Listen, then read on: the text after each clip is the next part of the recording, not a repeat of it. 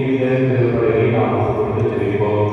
தூய வழிமுறை கொண்டாட நாம் தகுதி பெறும் பொருட்டு நம்முடைய பாவங்கள் குற்றங்களை ஏற்று மனமருந்தி இறைவனிடம் மன்னிப்பு வேண்டுவோம். எல்லாம் இறைவனிடமும்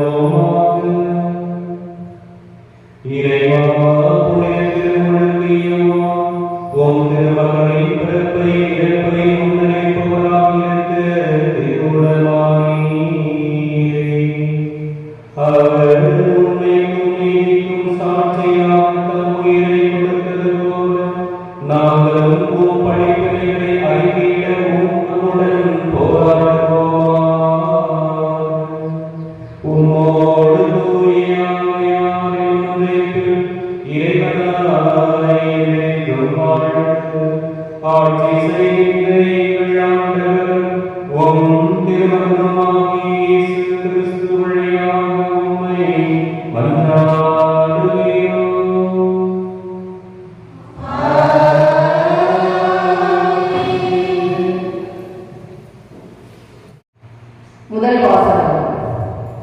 நான் கட்டளையிடும் அனைத்தையும் அவர்களிடம் சொல், அவர்களுக்கும் கலக்கம் வராது. இறைவாக்கினர் எரேமியாவிலிருந்து வாசகம். அதிகாரம் 1, இறைவாக்கினர் 17 முதல் 19 முடிய. அந்நாட்களில் ஆண்டவரின் வாக்கு எனக்கு அருளப்பட்டது. நீயோ உன் இடையை வந்து கட்டிக்கொள், புறப்படு, நான் கட்டளையிடும் அனைத்தையும் அவர்களிடம் சொல், அவர்களும் கலக்கம் வராது. இல்லையே அவர்களும் உன்னை கலக்கமுற செய்வேன். இதோ இன்று நான் உன்னை நாடு முழுவதற்கும், அதாவது யூதாவின் அரசர்களுக்கும் அதன் தலைவர்களுக்கும் அதன் குழுக்களுக்கும் நாட்டின் மக்களுக்கும் எதிராக அரசும் நகராகவும் இரும்பு தூணாகவும் வெண்கல சுவராகவும் ஆக்கியுள்ளேன். அவர்கள் உனக்கு எதிராக போராடுவார்கள், எனினும் உன்மேல் வெற்றி கொள்ள அவர்களால் இயலாது. ஏனெனில் உன்னை விடுவிக்க நான் உன்னோடு இருக்கிறேன் என்கிறார் ஆண்டவர். ஆண்டவர் வாக்கு. பதிலுரை பாடல். பல்லவி. என் வாய் உமது நீதியையும் மீட்பையும் எடுத்துரைக்கும்.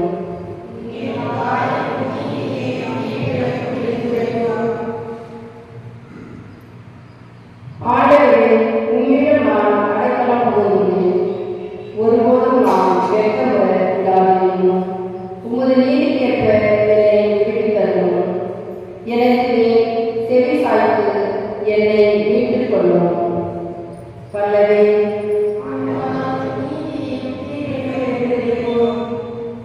என் அடைக்கலப்பாறையாக நீ இருந்தருளும். கோட்டை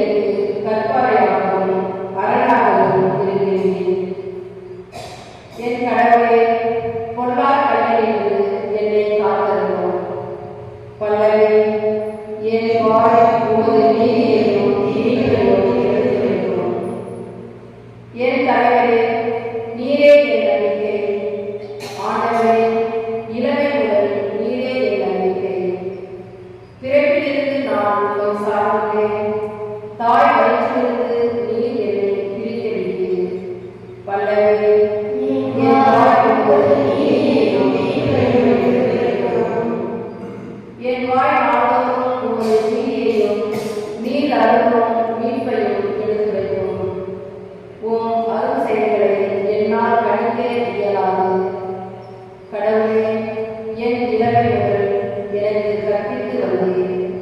இனி வரும் நாட்களிலும் உம் வியத்தகு செயல்களை அறிவிப்பேன்.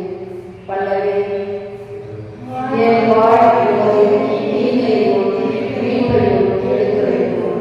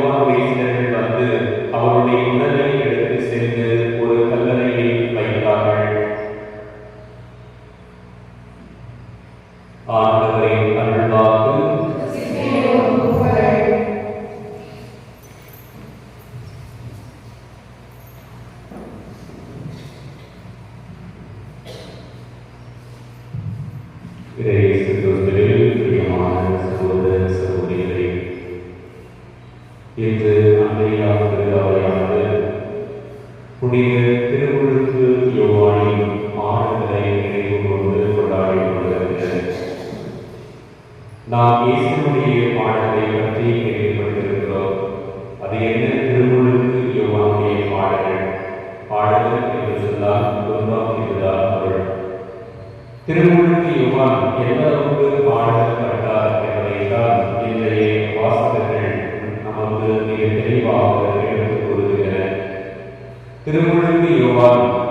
சிறையிலே கொல்லப்படுவது அவருடைய பாடுகளாக கருதப்படுகிறது. இந்த திருமுழுக்கு யோவானுடைய பாடுகள் இயேசுவினுடைய பாடுகளுக்கு ஒரு முன் நிகழ்வாக கருதப்படுகிறது.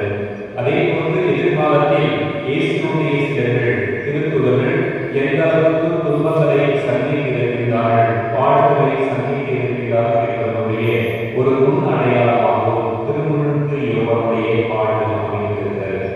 இதைத்தான் இன்றைய நற்செய்தி வாசகத்தை நாம் வாசிக்க கேட்டோம். திருத்துதர் பவுலடிகளார் பிறருக்கு எழுதிய திருமுகத்திலே அருமையாக சொல்வார். அங்கிருக்கின்ற நம்பிக்கையாளர்களை பார்த்து, அதிலும் குறிப்பாக கொரிந்து நகர மக்களுடைய நம்பிக்கையை பார்த்து, நீங்கள் எல்லா நிலையிலும் செல்வந்தர்களாக இருக்கிறீர்கள் என்று சொல்லி அவரை மனதார பாராட்டுவார். ஒருவர் எப்பொழுது எல்லா நிலையிலும் செல்வந்தராக இருக்க முடியும் என்று சொன்னால் அவர் கடவுளை உரிமையாக்கிக் கொண்டார். எல்லாவற்றையும் கொடுக்கின்ற அந்த கடவுளை தன்னுடைய வாழ்வில் உரிமையாக கொண்டுள்ளார் என்று சொன்னால் அவர் மற்ற எல்லாரையும் அவருக்கு உரிமையாக கொடுக்கப்படும். எனவே அந்த கொரிந்து நகரத்திற்காக இருந்த மக்கள் எப்படி எல்லா நிலையிலும் செல்வந்தர்களாக இருந்தார்களோ, கடவுளை உரிமையாக்கிக் கொண்டு அனைத்தையும் தங்களுக்கு என பெற்றுக் கொண்டார்களோ, அதே போன்றது இன்றைக்கு நாமும் எல்லா நிலையிலும் செல்வந்தர்களாக இருக்க அழைக்கப்படுகிறோம். இன்றைய நற்செய்தி வாசகத்திலே பார்க்கின்ற பொழுது திருமுழுக்கு யோவான் தன்னுடைய உயிரை கடவுளுக்கு உயிராக கொடுத்து அவர் எல்லா நிலையிலும் செல்வந்தராக மாறுகிறார். எனவே தான் ஆண்டவர் இயேசுவும் திருமுழுக்கு யோவானை பற்றி சொல்கிற பொழுது, பெண்களுள் பிறந்தவர்கள் திருமுழுக்கு யோவானை விட சிறந்தவர் யாரும் இல்லை என்று சொல்லி அவரை அருமையாக திருமுழுக்கு யோவானை பாராட்டுகிறார். காரணம், அவர் கடவுளை தன்னுடைய உயிரை சொத்தாக கொண்டார். அந்த உயிரை சொத்துக்காக தன்னுடைய உயிரை கொடுத்த காரணத்தினால் அவர் செல்வந்தராக மாறி போகிறார். ஆனால் ஏரோதும் அவருடைய துணைவியார் ஏரோதியாலும் அதை இழந்து விடுகிறார்கள். கடவுளை ஒரு பொருட்டாக இல்லாமல் கடவுளை துச்சமாக மதித்து அவருடைய வார்த்தைக்கு கீழ்ப்படியாமல் அவர்கள் செயல்படுகின்ற காரணத்தினால் அவர்கள் எல்லா நிலையிலும் செல்வந்தர்களாக, அதாவது உலக பார்வையிலே அவர்கள் அரசராக இருக்கலாம், அரசியாக இருக்கலாம். அப்படி அரசியாக இருந்தாலும் உலக மக்களுடைய பார்வையில் மட்டும்தான் அவர்கள் செல்வந்தர்களாக இருக்கிறார்கள். ஆனால் கடவுளுடைய பார்வையில் அவர்கள் செல்வந்தர்களாக இருக்கவில்லை. காரணம், அவர்கள் திருமுழுக்கு யோவானுடைய உயிரை கொண்டு கொண்டார்கள். கடவுளுடைய வார்த்தை அறிந்த அந்த திருமுழுக்கு யோவானுடைய வார்த்தையை கேட்டு மனமாறி அந்த இறைவனை தன்னுடைய வாழ்வில் சொந்தமாக மாற்றிக் கொண்டிருந்தார்கள் என்று சொன்னால் இவ்வுலகிலும் சரி மறுமுறையிலும் சரி அவர்கள் செல்வந்தர்களாக இருந்திருப்பார்கள். ஆனால் திருமுழுக்கு யோவானுடைய வார்த்தையை நிராகரிப்பதோடு நிறுத்திவிடாமல் அவரை கொலையும் செய்கின்ற காரணத்தினால் இவ்வுலகில் மட்டும்தான் அவர்கள் செல்வந்தர்களாக இருந்தார்கள். மறுமுறையிலோ அவர்கள் செல்வமற்றவர்களாக கடவுளுடைய விடுதலை பெற முடியாதவர்களாக மாறி போகிறார்கள். அன்புக்குரிய சகோதர சகோதரிகளே, இன்றைக்கு நம்முடைய வாழ்க்கையில் நம்மிடம் எல்லாம் இருக்கும். நம்முடைய பணம் இருக்கிறார், நிலம் இருக்கிறார், சொத்துக்கள் இருக்கிறார், நமக்கு தேவையான ஆவணங்கள் அனைத்தும் இருக்கிறார். அவை அனைத்தும் இருந்தும் நாம் செல்வந்தர் என்று நம்மை சொல்லிவிட முடியாது. மாறாக அதை அனைத்தையும் கொடுக்கின்ற அந்த ஆண்டவராக கடவுளை நம்முடைய வாழ்வில் நாம் உரிமையாக்கிக் கொண்டோம் என்று சொன்னால் அதைவிட பல மடங்கு நாம் செல்வந்தர்களாக மாற முடியும் என்பதைத்தான் இன்றைய வாசகங்கள் நமக்கு தெளிவுபடுத்துகின்றன. எனவே நாம் ஒவ்வொருவரும் நமக்கு வாழ்வை கொடுக்கின்ற, நமக்கு நல்ல பரிசுத்தத்தை கொடுக்கின்ற, நாம் கேட்டதை கொடுக்கின்ற அந்த இறைவனை நம்முடைய வாழ்வின் முதன்மையாக நம்முடைய வாழ்க்கையை உரிமையாக்கிக் கொண்டோம் என்று சொன்னால் அவர் தருகின்ற செல்வம் அளவிட முடியாது. அவர் செல்கின்ற செல்வம் மிக மிக மதிப்புக்குரியது என்பதை உணர்ந்து எல்லா இறைவனை நம்முடைய வாழ்வில் உரிமை சொத்தாக கொள்ள முயற்சி செய்வோமா என சிந்தித்து பார்ப்போம், செயல்படுவோம். இறைவனுக்கு வாழ்த்து பெறுவாராக.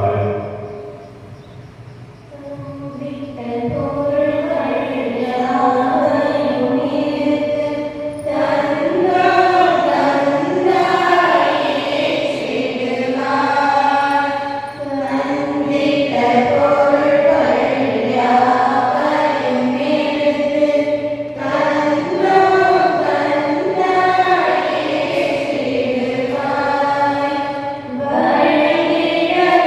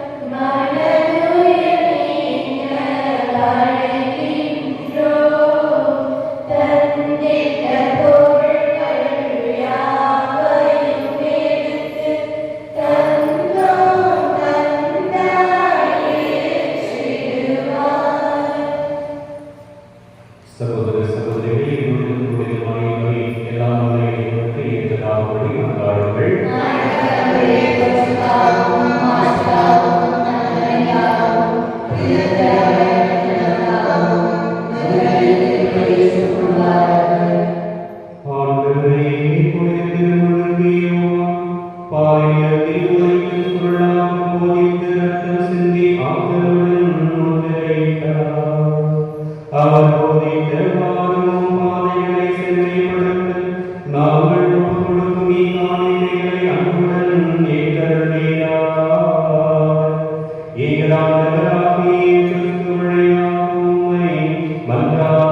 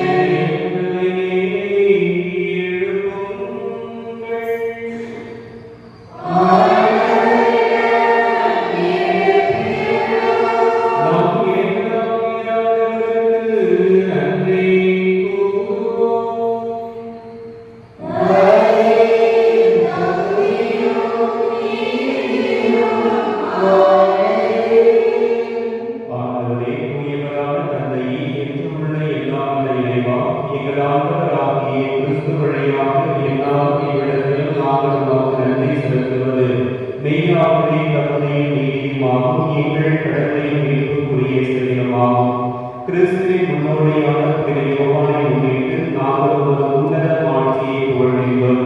பெண்களிடம் பிறந்தவர்களும் அனைவரும் அவருக்கு தலை சிறந்த மாட்சி அளித்து அருள்பொழிவு செய்தேன். அவரது பிறப்பு பெருமகிழ்ச்சியை முன்னறிவித்தது.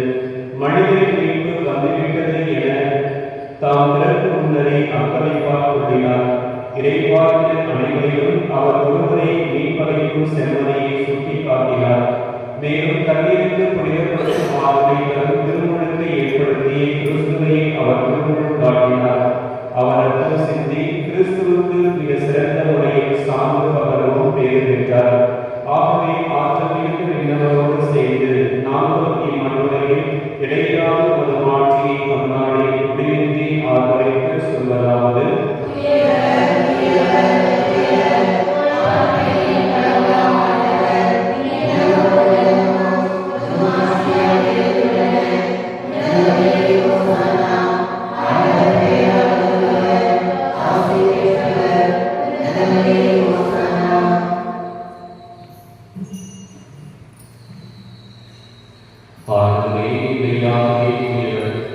தூய்மை அனைத்துக்கும் ஊற்று.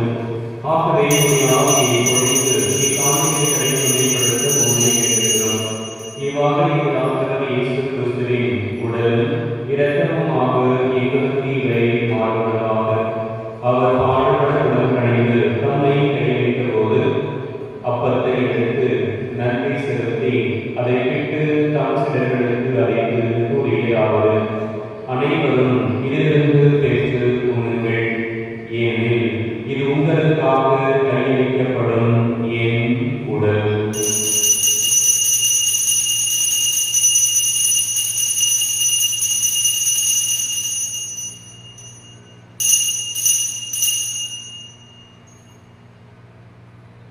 அவர் நம்மை இரவு விருந்தை அருந்திய பின் கிண்ணத்தை எடுத்து மீண்டும் உமக்கு கூறி தாம் சிலர்களுக்கு அழைத்து அவர் கூறியதாவது: அனைவரும் இதிலிருந்து பெற்று பருகுங்கள், ஏனெனில் இது புதிய நிலையான உடன்படிக்கைக்குரிய என் இரத்தத்தின் கிண்ணம். இது பாவ மன்னிப்புக்கென்று உங்களுக்காகவும் பலருக்காகவும் சிந்தப்படும். இதை என் நினைவாக செய்யுங்கள்.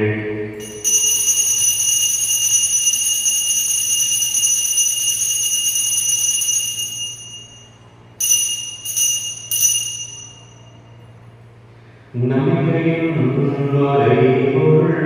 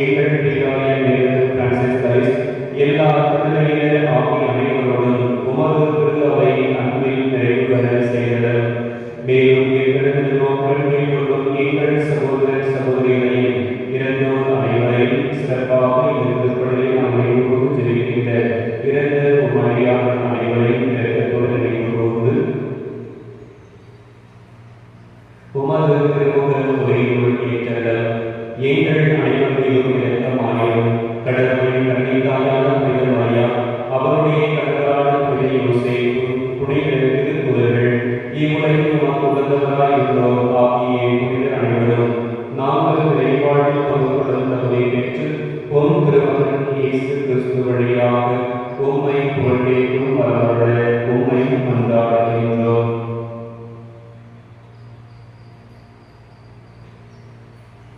இவர் வழியாக இவரோடு இவரில் எல்லாம் வல்ல இறைவனாகிய தந்தை,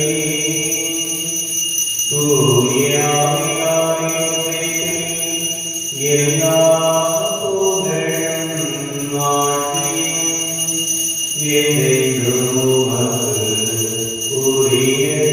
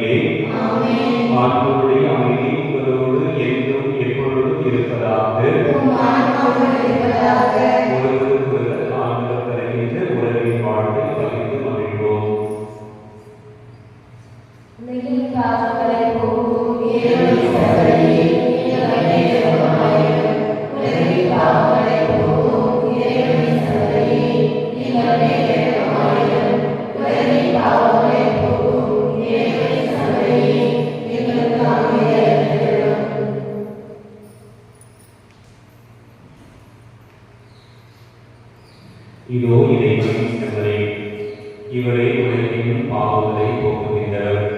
இவருடைய திருவிருந்துக்கு அழைக்க பெற்ற நாம் ஒவ்வொருவரும் பேருகின்றோம்.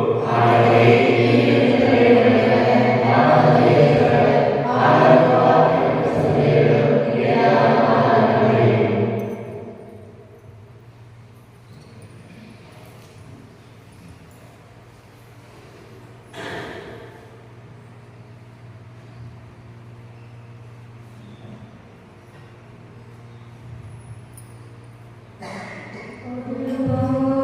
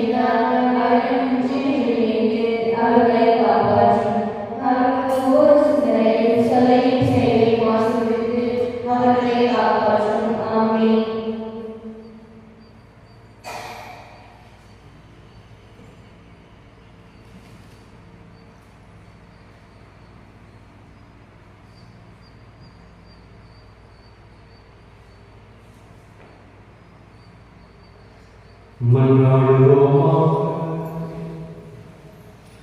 ஆண்டவரே, புனித திருமுழுக்கு யோவானின் விண்ணக பிறப்பு நாளை நினைவுகூரும் நாள் மீட்பளிக்கும் திருவுணவை உட்கொண்டுள்ளோம். அதனால் உங்களுக்கு முற்பொருளை ஏற்றுக்கொண்டு அது எங்களிடம் செயல்படுவதை கண்டு மகிழும் அருள் புரிவீராக. எங்கள் ஆண்டவராகிய